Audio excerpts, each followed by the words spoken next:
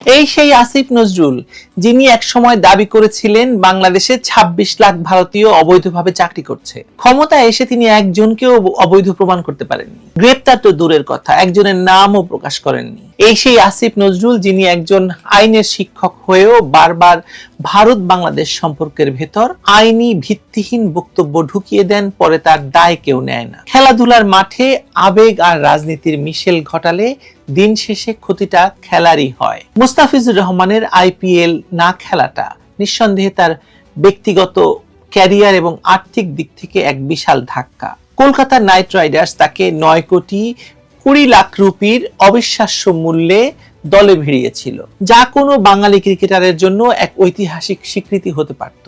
কিন্তু ভারতের অভ্যন্তরীণ রাজনীতি, কিছু উগ্র ধর্মীয় গোষ্ঠীর হুমকি এবং অনাকাঙ্ক্ষিত পরিস্থিতির দোহাই দিয়ে তাকে সেই মঞ্চ থেকে সরিয়ে দেওয়া হয়েছে। এটা মুস্তাফিজের জন্য দুর্ভাগ্যজনক এবং ব্যক্তিগত ক্ষতি।